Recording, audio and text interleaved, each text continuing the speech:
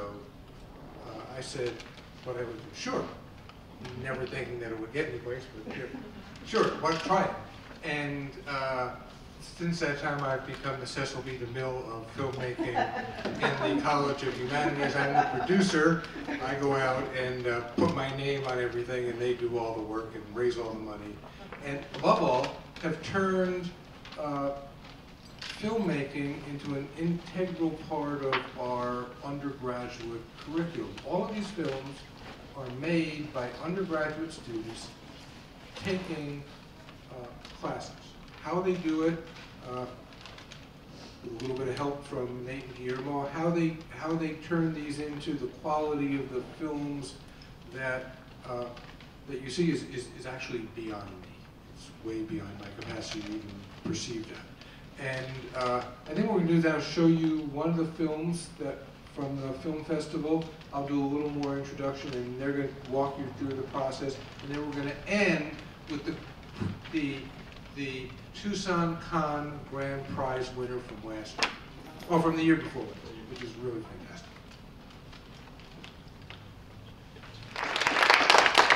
So how can you not like a movie about writing a dissertation? How much better can it get, especially as interpreted by undergraduate students? What is it that they think that we actually are doing with our writing? But I'm going to turn it over to Guillermo and to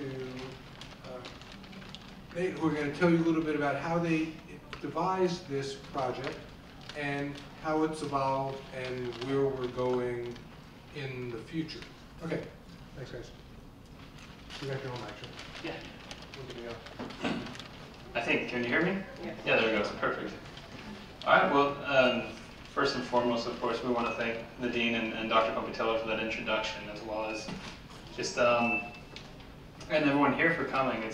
This has been a project that Memo and I have been involved with for some time. That means a lot to us, and we're always happy to promote it, and happy to talk about it, and happy to get people excited about it. And, just because, from our experience, you know, being on the organizing committee, it's a lot of work, but all that work comes to fruition, and we enjoy seeing what it does for the students.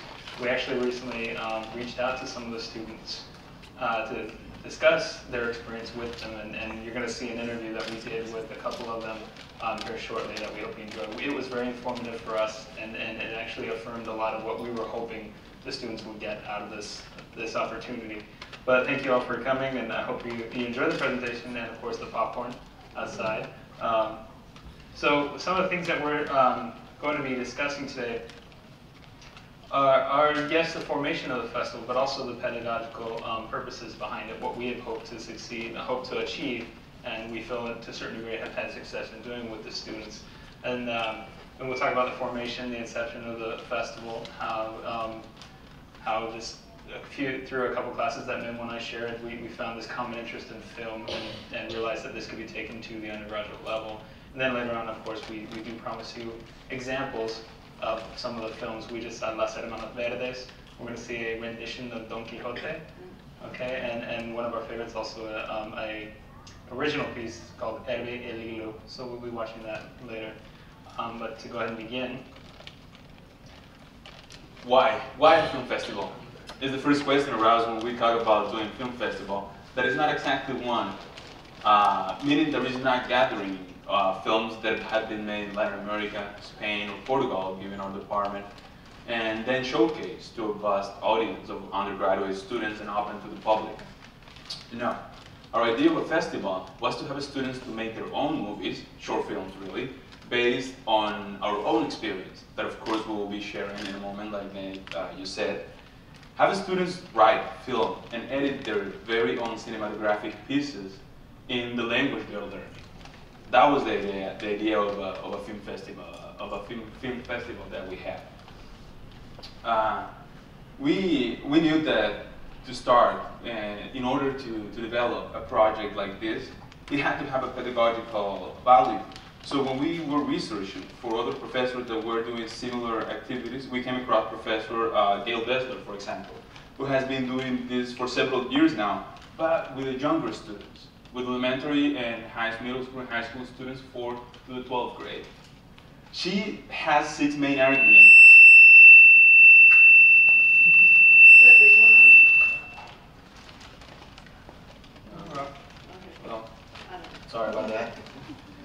like I was saying, Professor Dessler has 6 arguments to sustain her project.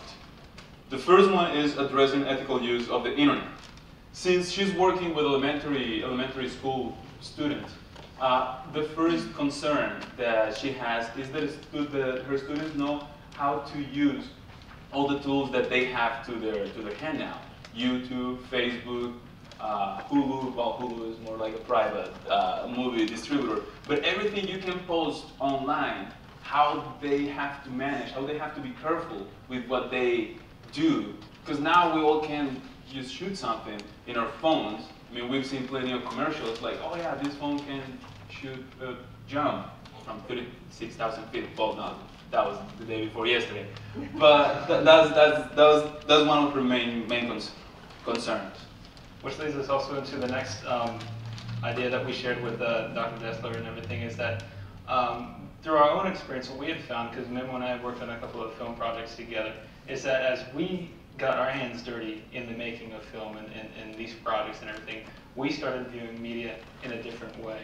We started picking up on visual cues and started analyzing the creation of commercials that we were watching or movies that we were watching, and it's very interesting how that happens. You know, when you broaden your horizons and your understanding of a concept, you know, you can't see it in the same light. So as we were becoming creators, we were also becoming different consumers. And we wanted to bring that to the students as well, open up their eyes to how they can go about making films, and also make that, you know, invite them to analyze media, anything that they consume, whether it be on YouTube or through Hollywood or Bollywood or anything else, through a different lens. All right, so give that a widened perspective. A third argument she makes is providing students with multiple ways to access core content. And this will be the main intersection we have. We are making a film festival, but our main focus is still to have students to work with the language. That's the main thing, is to provide students a different place, a different venue, a different activity where they can go and say, oh, this is another application I can have for my Portuguese class, for my Spanish class, instead of doing the exercise that we traditionally have been done in the classrooms, either on websites, or on the workbooks, or in the classroom. Used to go somewhere else and apply the same material they're learning, the present, the future, the subjunctive. They dream about it, we torture them about it. They're like, oh, now you can use it here. So yeah, being able to apply language in a creative environment is something new for them that it was interesting to see how they engaged it and how many jumped on board and just really relished the opportunity. The next point that we found that we felt was in common was empowering and connecting students. Obviously, this is a film festival, and it takes more than one person to pull together such an endeavor as making a short film. So we did invite them to work in groups, make that combined group effort, which, you know, could help strengthen relationships, help build new relationships, help build communication. But it also gave us opportunities to empower the students as far as jumping onto such an exciting endeavor. And we really went about, as you'll see, as we'll discuss, really trying to pull together lots of different resources to assist them in this process. Never at any point did we want to just say, hey, we're doing a film festival, go make a film. You know, just from our own experiences, we had found you know, pitfalls, we had found things that we felt worked really well, and so we developed ways in which that we could assist them without actually having to physically be there, obviously, because we couldn't be there to film for them or edit for them.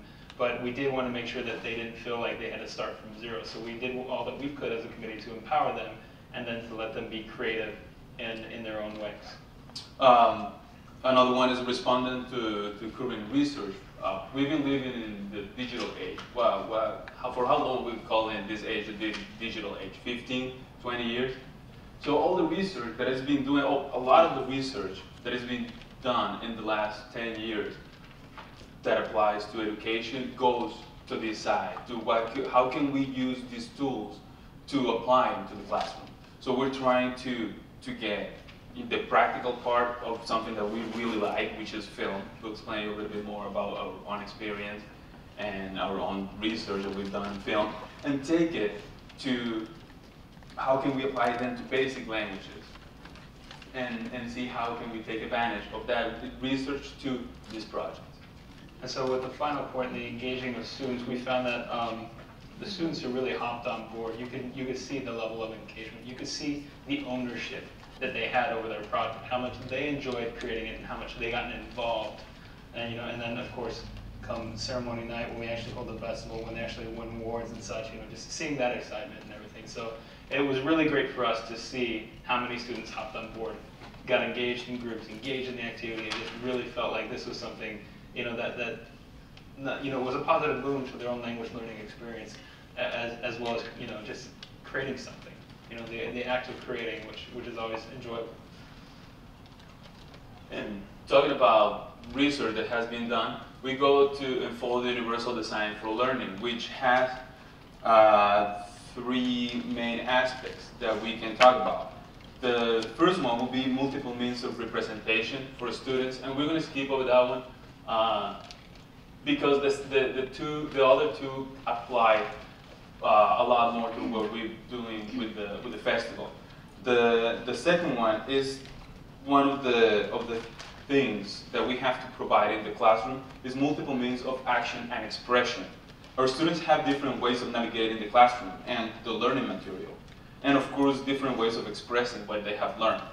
Applied directly to our area of studies of teaching in language classes, we have seen this through the years that some students communicate better orally or in written form. So if some of them also can communicate better in a visual way, we would have known that. Or we can give them this new tool that we're trying to have to express, to communicate better the language learning that is hopefully happening in the classrooms. And as language teaching, it goes, as teachers, we're always looking for new ways to engage the students, new activities to bring about different educational possibilities. And this just opens up a new door with all the classrooms that we have. As Manuel had already previously discussed, we have activities in the classroom, we have reading activities in the classroom, we have writing activities in the classroom. But really what this opportunity does, for those who hop on board, it invites them to actively pursue their language learning process outside of the classroom. And once again, I can't express this enough. It's that creative learning process with the language, all right? And being able to do it as a group outside of the classroom is key as far as making the language part of the lives of the student in a way that they own it again. And then we come to a little bit of our own experience. That's the short film I was telling you about. The taste and liking for cinema that we always had, just the regular movie blobs. Needless to say, we grew in a generation that favored greatly audiovisual entertainment. My dearest nanny, and probably the only one that my mom could afford, was our TV. But then college and grad school came along, and cinema studies all of a sudden started looking all serious, doing all the classes in cinema appreciation, cinema directly related to history and social events, and cultural studies. Sooner than later, movies were a little bit more than just 90 minutes of disconnection. Still on a playful note, the fall of 2009, we decided to make our very own short film, Gigantes. And short film is a little bit an understatement. I'll tell you why. Based on the ominous Puerto Rican play written in the 1950s by Francisco Arribí, this play deals with identity and racism with African descendant population in the Caribbean.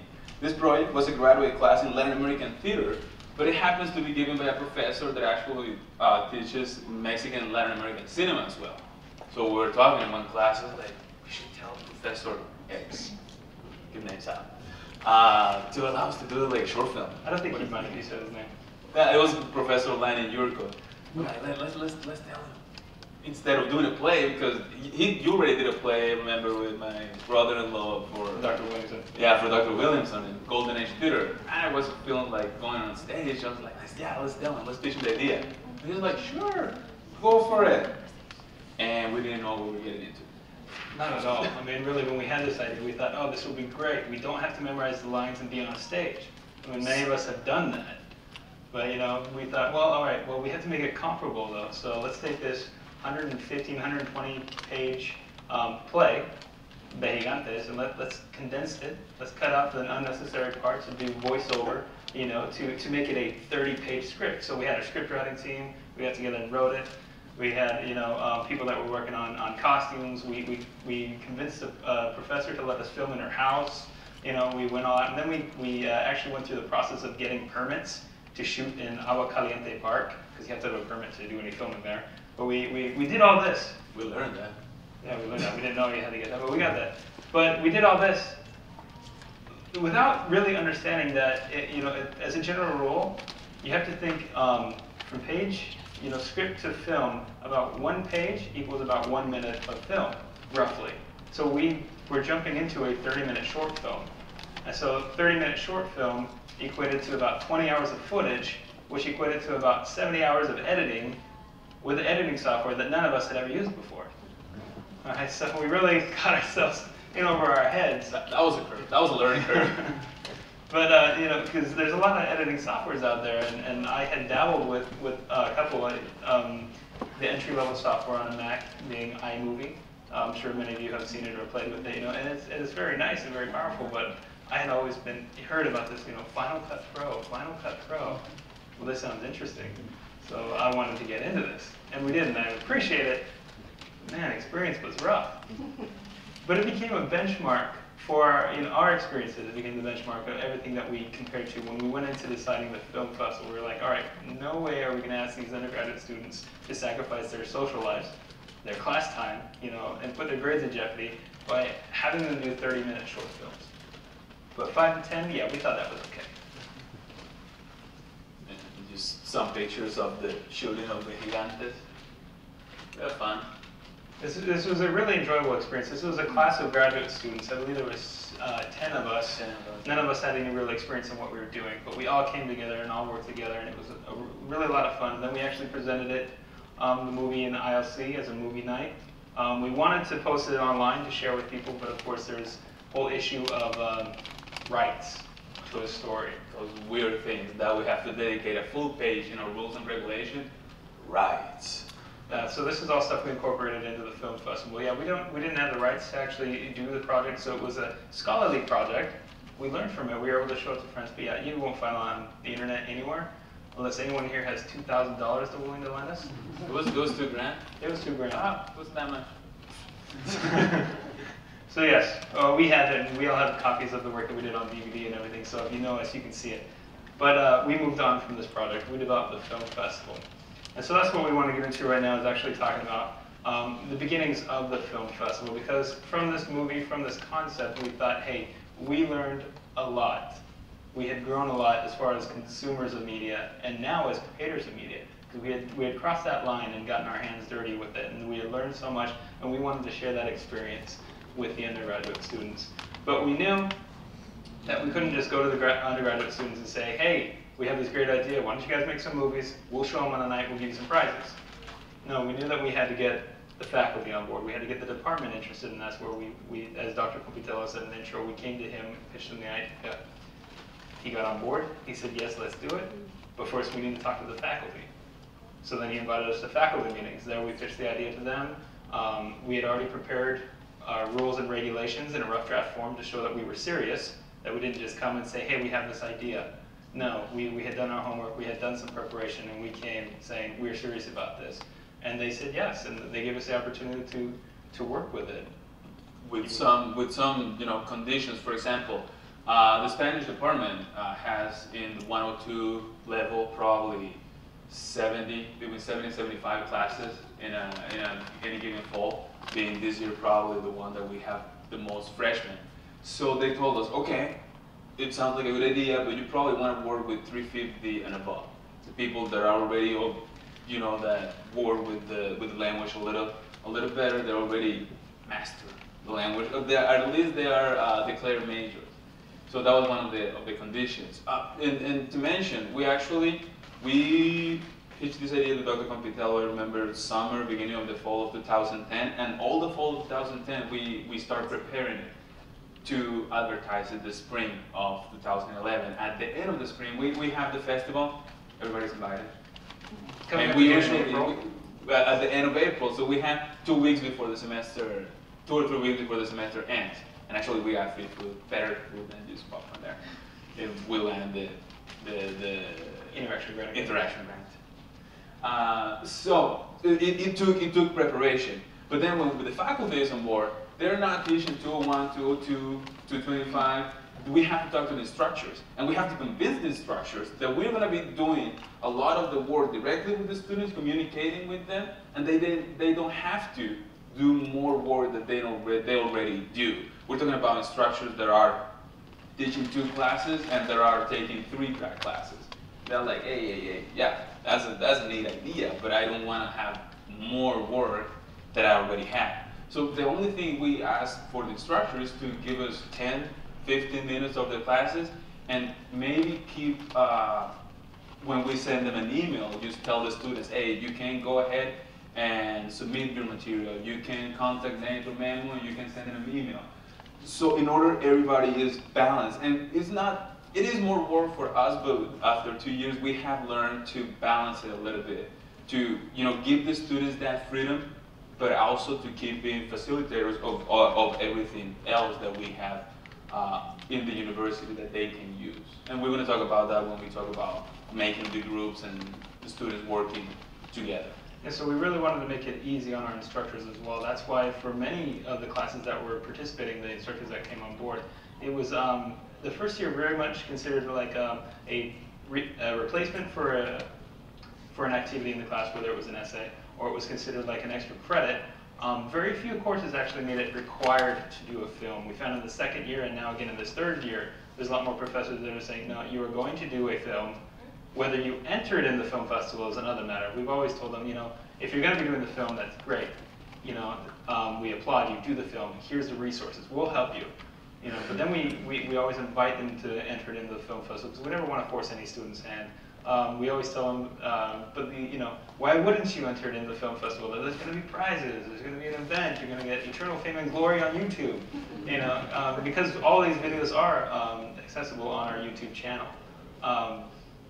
So yeah, that was our next hurdle. We got instructors involved, but then we had to go get the students involved, and that in itself was also a challenge because our very first year, we came across a few issues. One of them being obviously financing a film festival.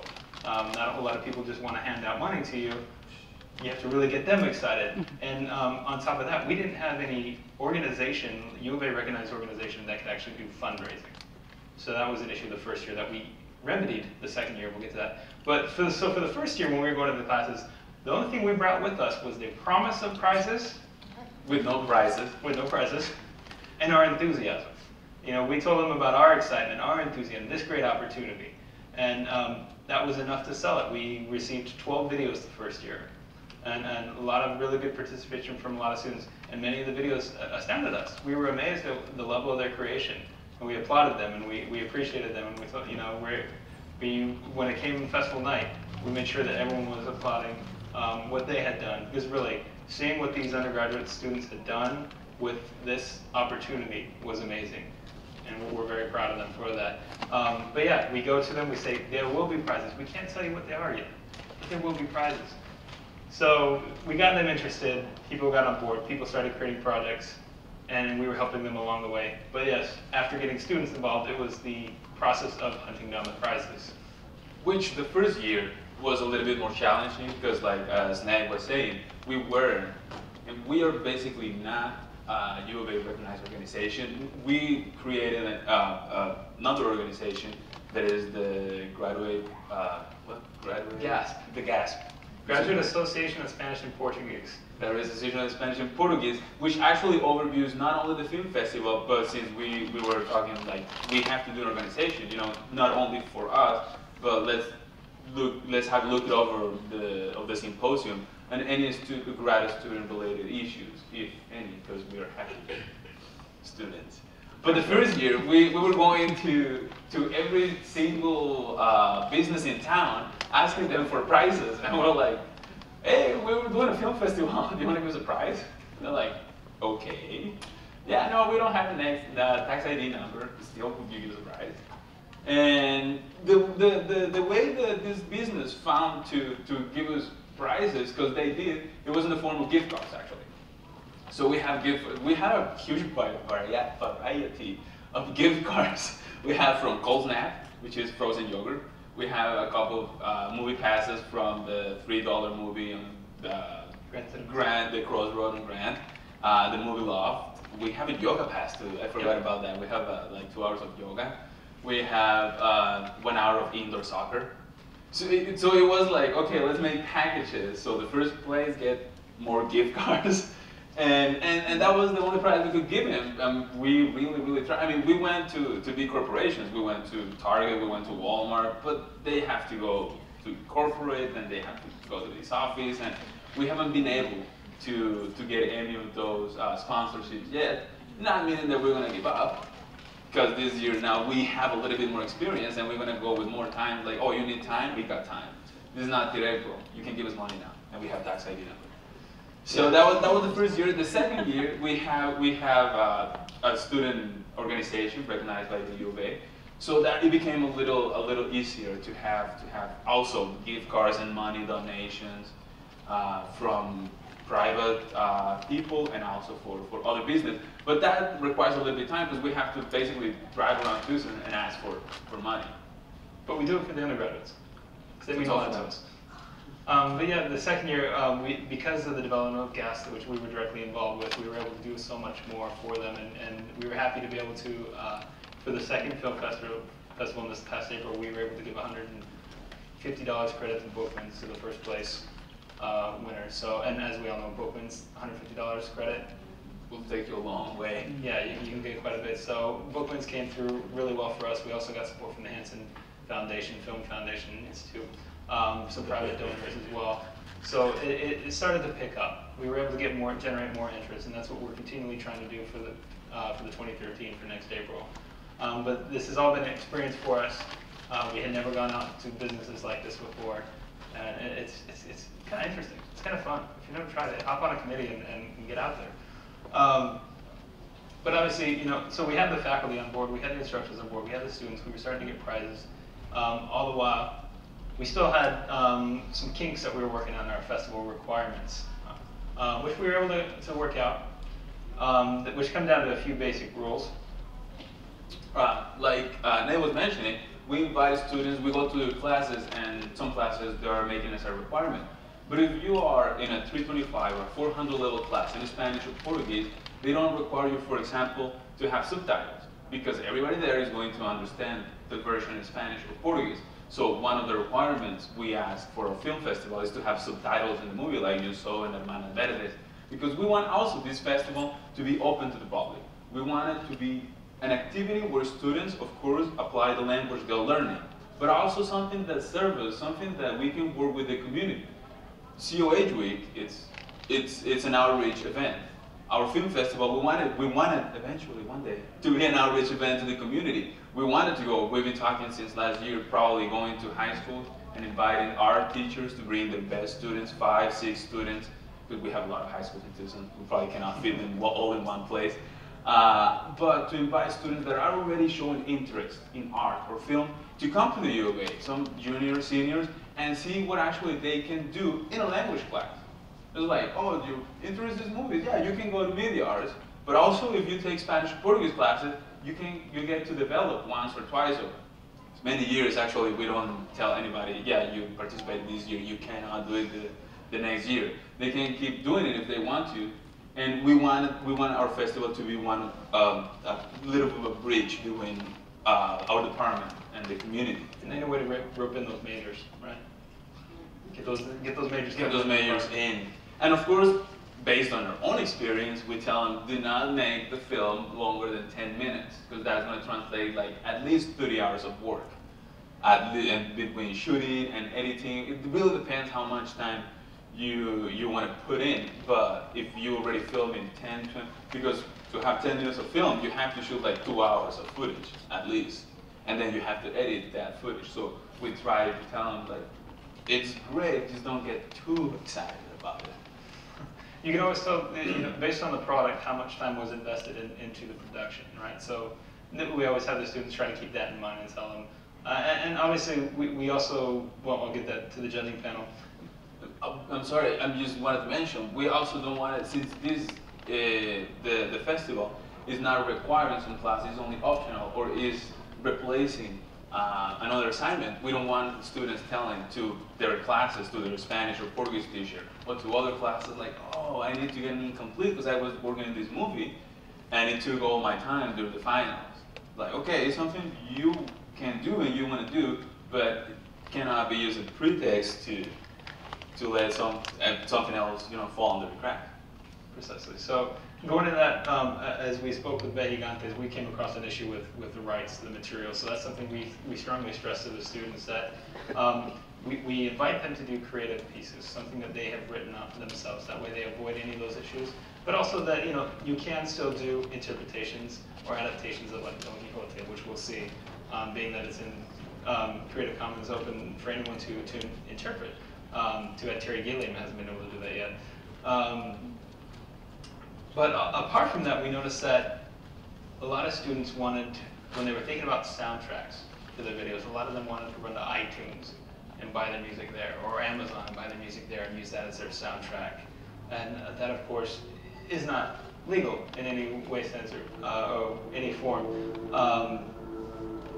So what we were doing, as part of our endeavor to assist the students, was also trying to help them to realize that buying music from any area like iTunes or Amazon is for personal use only. So what we did was we searched the internet, scoured it for royalty-free and Creative Commons music, and really tried to stress that to them, the distinction between them.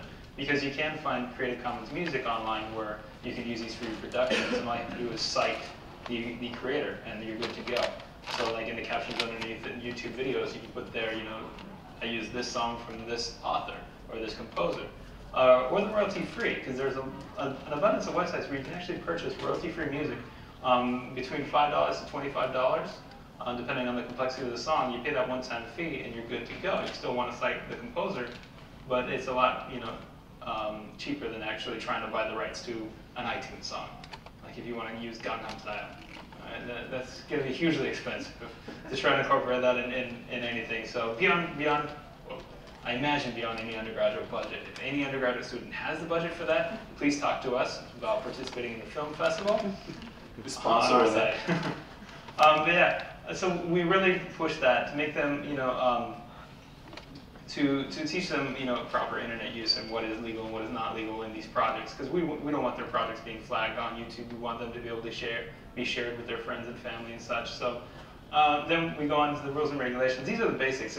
We have a packet of information to help guide them with that, and of course we request that they sign it and turn it into us. And what that basically does is make sure that they understand that we have the rights to be able to use it. We're going to put it on YouTube because we want to showcase them. It's still their piece. They can go and enter it into another festival and such, but we just want to avoid any issues of who gets to use what and where, when, and all that. So there is that signed agreement. It also ensures that the students understand that they're participating in something where they need to make sure that they have the rights to do what they are doing. If, for example, this last year we had several documentaries that were submitted, which were awesome because we like to see the diversity. We've had creative pieces now, documentaries. We're waiting for a music video. If anyone wants to hop on board, we'd love to see that. We haven't had a cartoon or animated movie. We're waiting for that too. That would be awesome to see as well. But we just have it set up so that they understand, you know, doing a documentary, there are certain things that are applied. They have to have permission to interview someone. So stuff like that we have to try to set them up with. But then that led to also creating our judging panel because we had to have a way in which we could decide who the winners were based on these videos. So for the first year, we figured 5 judges were enough for the amount of videos that we were getting. So the first year we had Dr. Compitello, Dr. Nantel, Justin Lebrecq, who's here in the audience, who's always supportive of us, Lucy Blaney, a graduate student, who's no longer here with us, she's in Germany, as well as Juliana Luna, another graduate student. So we had 2 representing Portuguese, 2 representing Spanish, and Justin. which was our outsider, you know, so he gave a different perspective. We felt like that rounded out. Second year in 2012, Dr. Compitello and Dr. Nantel again hopped on board and were supportive, being the judges. Again, Justin. And this year we had Olivia Rosenthal and Dr. Becerra.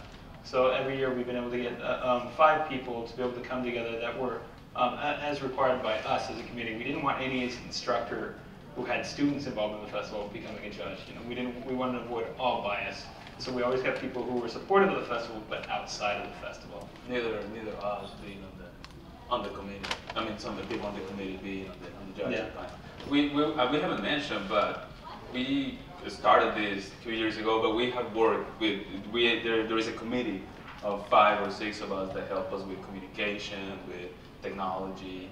It's not only us that is working with this. Every year our committee has been growing and changing, and all of them have been extremely helpful and extremely supportive. first year there was only 4 of us. There was myself, Guillermo, Leslie, O'Toole, which is another grad student. We had an excellent undergraduate representative, Christine Johnson, who graduated and who's moved on, but that Dr. Nantel recommended to us. She hopped on board, and she was a real strong force as far as pushing this committee. So, and they all rolled into the second year. Then we included another tech, Joseph Casillas, and Anders Peterson helped us a lot with the communications. And it's just been growing. We've gotten a lot more graduate student involvement as well in all this. But we turn next to the resources, because it's really amazing, actually. The University of Arizona is primed for an event such as this film festival. There are so many resources here on campus for our students. And that's something that we have searched out for, pulled together in order to help them. The first thing we did, though, was we created a plan of action for the students, a 6-step thing to help them, so they didn't just say, all right, film festival, this sounds great, what do we do next?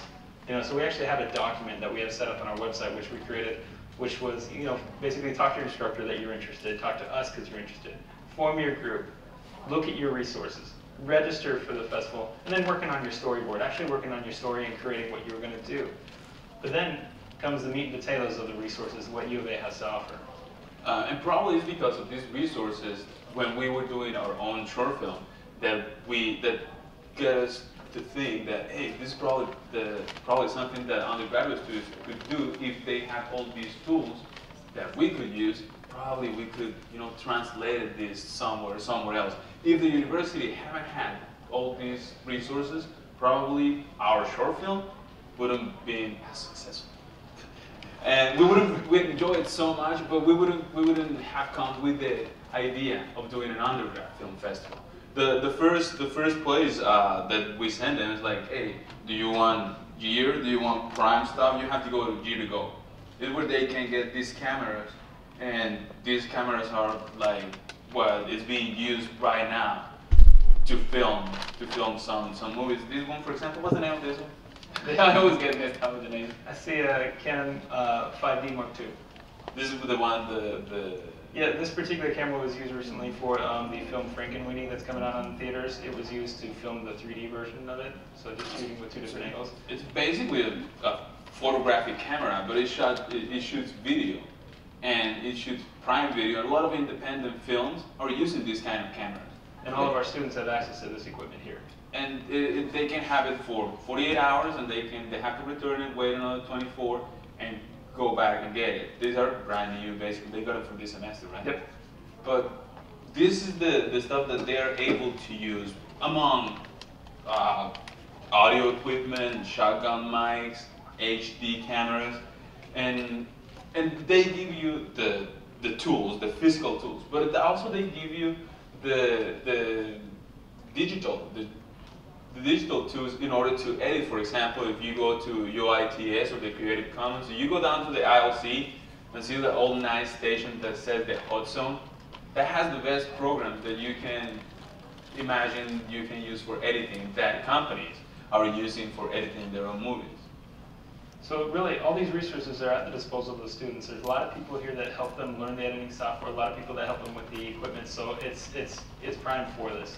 Anyone can get involved. This is something that can be extended to other basic language levels as well as other departments. It's all here. It's all available, and it's excellent for this. To move along a little ahead and talk a little bit about social media and what other resources we do, because we want to get to the actual videos, the other meat and potatoes of this presentation. We did go ahead and try to reach out extensively to the students. We created a website that would help them as far as where they could get these resources, how to register, and information on how to contact us. We also created a YouTube page which has lots of tutorials on editing as well as the videos from the previous years. We began reaching out to all of our undergraduate students that were involved through Facebook, through Twitter, really incorporating all that the internet has to offer in order to reach out to each other and in order to build a dialogue between us and the undergraduate students, because we really wanted, from day one, we wanted to be there to support them, and we felt like this was the best way to go about it. We're going to go ahead and skip over the pedagogy real quick, some other aspects about it, and we're going to go straight into the Don Quixote video. So we want to have you guys sample one of these videos. This one's about 7 minutes in length. and then we'll go to an interview that we had here recently that we hope you guys enjoy with the creators of our final film. So let me go ahead and switch us over to Don Quixote. We couldn't actually find the version that we had with the subtitles, but it still plays with the whole visual. As you can see, you have to give them props for their props. But also just the play with the different angles, the color, and the storytelling, trying to, to visually encapsulate what is this episode of magic, that when Don Quixote is imagining that the windmills, thank you, the windmills were actually gigantes, giants and such. So that was a real fun one that we had. But what we want to do now is show you, recently we interviewed two of the cast and creators of one of our favorite films that the film festival has produced. So we interviewed them and wanted to share that with you because it really illustrates a lot of what we have been pushing for and what we've been talking about tonight. So we'll show the interview and then we'll jump right into the video and hope you enjoy. Beautiful. All right, so yeah. So what more can we say? I mean, the Erbilu doesn't already show, it's a perfect example of what students are capable of here with the right resources, the right desire, with a good idea. They're able to explore these possibilities and express themselves in these languages that they're learning in such a creative way. And it's always been a pleasure to do that. And it was a great opportunity for us to sit down and interview them. We were very appreciative of that. But as we all know, we live in such a time where this kind of event is possible. Whereas, 15, 20 years ago, the access to this kind of equipment, the editing software, this is becoming more abundant. Our culture as a whole is becoming, yes, we're consuming more, but we're also creating more. As anyone can see by just going to YouTube, it's apparent, that we are becoming a culture that produces this kind of entertainment. And we're able to do that here, and we're happy to be able to bring that to the Department of Spanish and Portuguese, to the College of Humanities, to the University of Arizona. Students do have the tools to communicate better. Maybe one of the biggest comments we could get into this project is that if students want to become filmmakers, they can go to the media art departments, and they could. So maybe we're not necessarily trying to make filmmakers. Maybe we're merely using the media that we already have and something that we love, and using it as an instrument so they can learn a different skill in the language they're already using in the classroom. They might not be experts in everything that technology has to offer them, but they have it. So let's have them use it. Thank you so much for being here.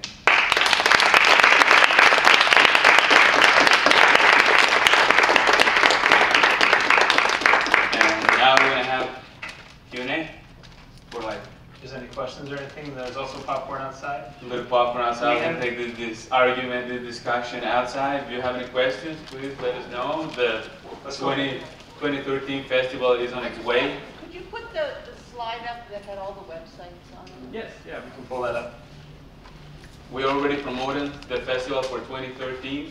It's going to be, what, April 20-something? 25th. We already visited some classrooms for the fall, and then we go strong again in the spring. So, Yes. Students can start working on films now? Yes, yes. And if it's not required for a classroom, for a class, you can submit it to us, and we're going to hold it to it, and we're going to put it with everything else for the 2013 festival. Sir? I have some questions that I can sort of intersperse, but you ended your presentation by saying that it wasn't you, that it's all the students and UIPS and all that stuff, and I know that I can probably speak for Brian and a number of other people in the room who would say it's also because of you, great teachers who go out and they do the work and they do they go through all the steps to make these tools accessible. Even though they're just a few yards away or a few hundred yards away, it takes work, and we're busy people. So I would call for actually another round of applause for the work that you do as teachers. We have much to the community that we work with. Our great graduate students are all involved in this. So it's just one question to start with, which is, you talked about some of the software that you use, and I'm just kind of curious if you have them use things like Final Cut Pro and so on. in Spanish. That they all have interfaces that are multilingual. I wonder if we have them use the interfaces in Spanish. We haven't asked any of the students if they've done that. For the most part, from what I'm seeing, having seen all of the videos that the students have done, I'm seeing predominantly iMovie being used.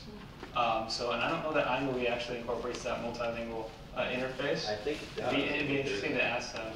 I mean, as standard as it comes on their computers, but we had like extra points. We had never thought that. Yeah, I never thought that. I didn't know. I don't have a Mac, so I don't know if we had it. Yeah, we should incorporate that in our survey at the end of this festival. Because we also have a survey at the end of the festival. We send to the students what you use, what was useful, and what was not, so we can keep learning. We're constantly trying to adapt it, trying to build it to accommodate the students more, and try to accommodate also the audience and get them there. So yeah, that's something we'll have to incorporate. Well, thank you. I have more questions, but I'll wait probably. Any other questions? Anybody else? Or any questions for Tucker, one of the creators of Innovate. He's actually here with us. So if you have any questions for him as well, Thank you. Sorry to put you on the spot, but they did an excellent job, so talking with them is always a pleasure about it. Anything else? Okay. Do you want to show again? Have you or have any of your students looked at using machinima, doing machinimation? Do you know about machinima? Yeah, it's incorporated into any basic YouTube account, right? They have access to that, don't they? Well, oh, no, that's machinima yeah. is shooting movies using video game engines, and increasingly right. film schools actually around the world are having their students actually shoot in machinimation, because the production, the barrier to entry for a lot of production things is much lower than some of these things. Awesome that you're getting them experience using that stuff, but machinima might be another way to. Yeah, I'm familiar with machinima. We haven't actually put that in any of our list of things that they could use, but we are not opposed to any formats. Any way that the students want to express themselves, we're open to that. So that's something we should include that we hadn't thought of. Because I also know YouTube does, any normal account also has access to other pseudo cartoon makers, that you can do that are like 3 to 5 minutes in length, and that would be another where they could use their languages and do a cartoon, and it's absolutely free to them if they have a YouTube account.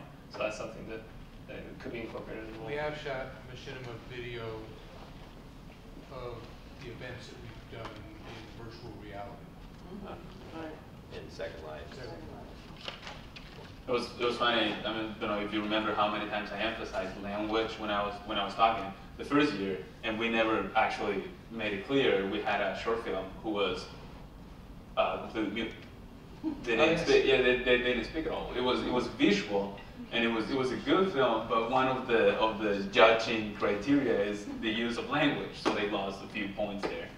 But the story was very visually compelling. Man, we should make it clear. Language must be spoken in at least one. Yeah, those are interesting areas to explore. We should invite the students to those as well. Are these used in the classroom at all, outside of the film festival? Is it strictly for the film festival? Yeah, the ones we show are for the film festival, but I think there are a few that have not been submitted to the festival, that they do it only for class, and they end up either splitting up or they did it on the fall and they forgot to submit it. So they do it for a class, as a class project, and they have not submitted to the festival. We've used it for promotional material going to the classes. We'll show them tidbits of certain videos, always for the inciting conclusion, you have to go to our YouTube channel, because we don't want to sit there and take up 20 minutes of a teacher's time. But I don't know that it's actually been used as an educational tool in any of our classes. Like let's watch a video and analyze the language, analyze, the video. We're not aware of that. But with the excitement that some of the graduate students have had having their students participate, I wouldn't be surprised if somebody's doing it. We haven't polled the graduate students. We've only been polling the undergraduate students. So. And since the YouTube is open for anybody to see, they can access it directly. They don't have to let us know, hey, we're using this, we're using that. We're sharing it. Any other questions? No, let's enjoy some popcorn. Popcorn.